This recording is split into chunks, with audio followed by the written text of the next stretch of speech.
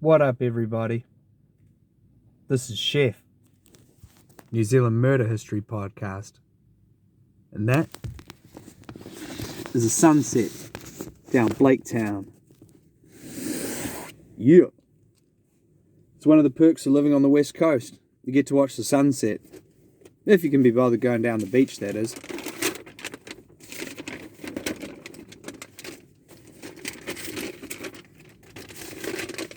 Hey, look, this guy's taking photos too. He's got the right idea. Yeah.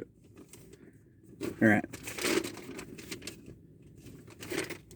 You guys are probably wondering what we're doing down the beach. Well, we're doing a show.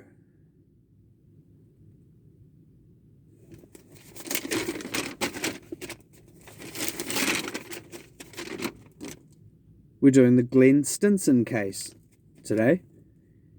Disclaimer, New Zealand Murder History Podcast doesn't intend to cause offence to Glen Stinson or any other people discussed in this episode.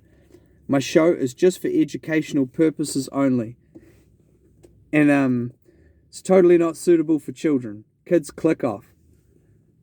Glen Stinson was also not suitable for children.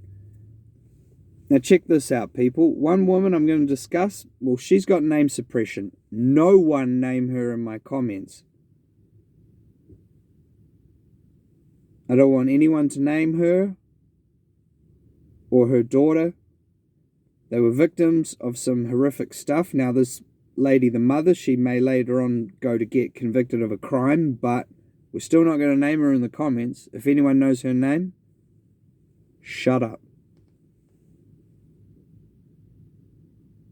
Because breaking court suppression orders isn't funny. These orders are put there for a reason.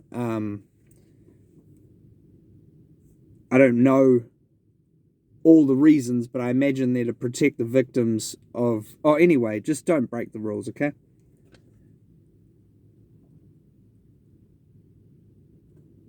Because if you did, I'd have to pass that information on to the New Zealand police and have them deal with you. Breaking court order suppression rules is not okay.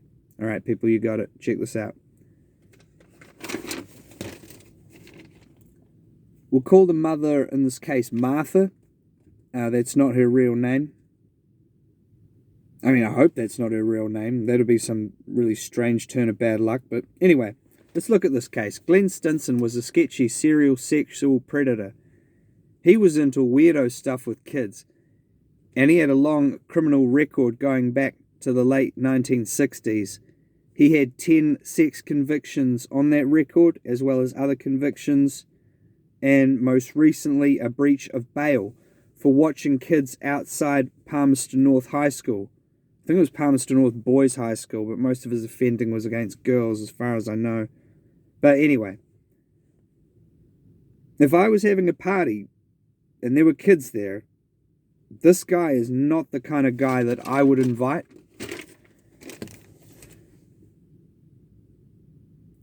But I gotta tell you, this is one of those cases. There's just way more questions than answers. I mean, all the sources that I've used have the same limited information, really. They paraphrase each other. Some seem to just copy and paste each other. But anyway, I piece this best together I can.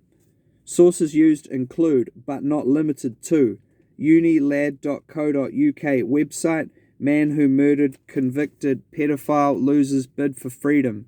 And that one's 9th of September 2019. Also, newzealandherald.co.nz article, man who murdered convicted sex offender with hammer denied parole, but retires from Big Punch. 13th of September 2018.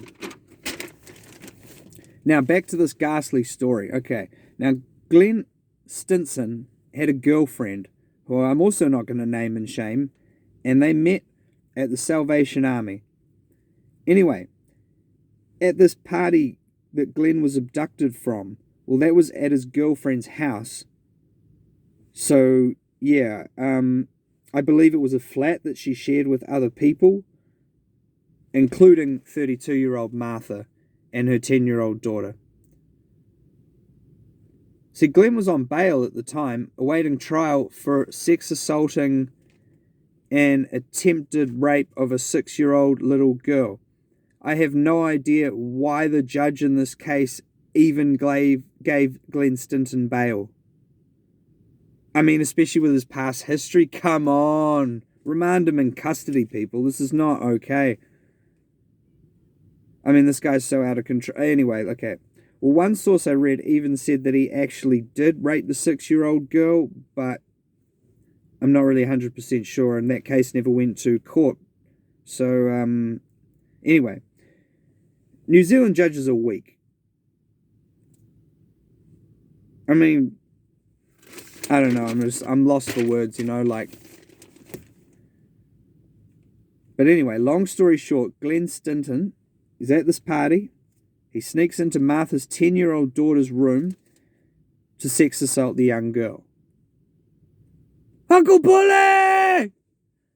Uncle Bully! Yeah, he got snapped by partygoers. And the creepy weirdo, well, he tried to tell people that he wasn't doing nothing sketchy. Even though he just got caught. So yeah, this didn't go down well at all, really. Yeah, Martha told people at the party that she was going to kill Glen Stinson. So 46-year-old Bruce Tamatea and his 27-year-old nephew, Aubrey Harrison, possibly 45 and 26 at the time, well, they were members of Big Punch. And Bruce Tamatea, yeah, he says Martha and Aubrey Harrison were just along for the ride and that he murdered Glen Stinson with a hammer, also kicking him in the head and choking him. Now, Bruce Tamatea goes on to say that he lost it and murdered him, but that the original plan was to bash him and scare him. A jury would later find him guilty of murder, along with his nephew Aubrey Harrison. Martha would also catch a case for manslaughter, so yeah. They drove Glen Stinson to Himatangi Beach, which is actually only 28.5 km out of Palmerston North. I actually thought it was further than that, but yeah, I just looked it up on Google Maps. 28.5 km. Anyway, from there they drove south, out of the Manawatu, to Foxton, which is a North Horowhenua district town. And yeah, he got found with blunt force injuries to his head and face outside a chicken farm on Wiley Road. Foxton was actually where Glen Stinson was up to no good with kids. So yeah, I wonder if Bruce Tamatea somehow knew that he'd committed sex assaults in Foxton, and that's why he took him there and killed him there. I actually don't think so, because this guy's is a gang member of Big Punch, and he obviously hates molesters. So, I mean, if he knew that, surely he would have just not had him round at his house or kicked him out if he was at his house. But one source says Glen Stinson's girlfriend is Bruce's sister. So, I'm not sure, eh? But anyway, when all was said and done, Bruce Tamatea got 10 years. Aubrey Harrison got 12 years. And Martha got 3 years for manslaughter.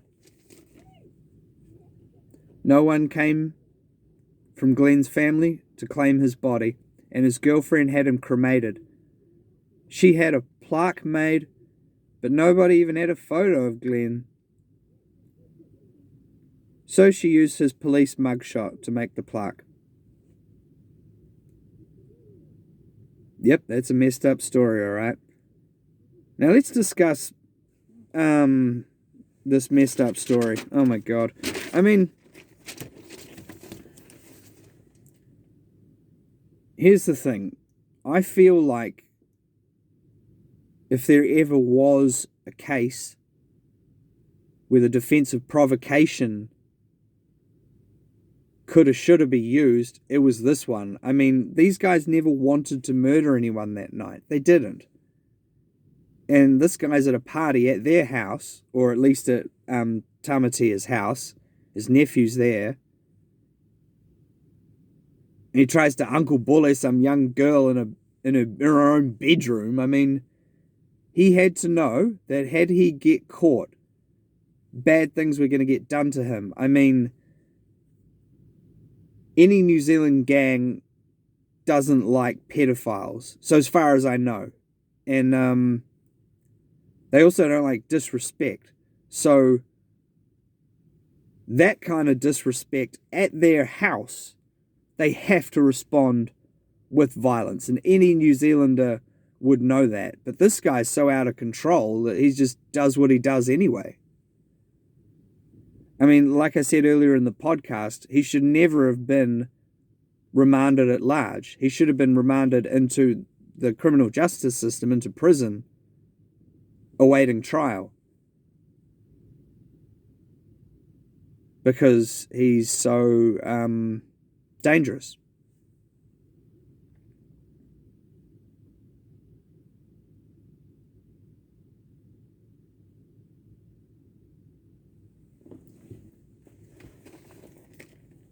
But yeah, I guess that's all I really had to say about that. Pretty messed up case. Not a lot of information out there on this one. I might actually go up to Foxton at some point. I wouldn't mind doing a couple of podcasts up there. Like, there's a few odd cases going on around that town. It'd be cool to do. Yeah. Link it in the comments if you guys would like to see me do that. If I do, it won't be for a while. You know, it's pretty far away from Blaketown, but I'll get there one of these days. All right, people. Have a good one. Stay safe.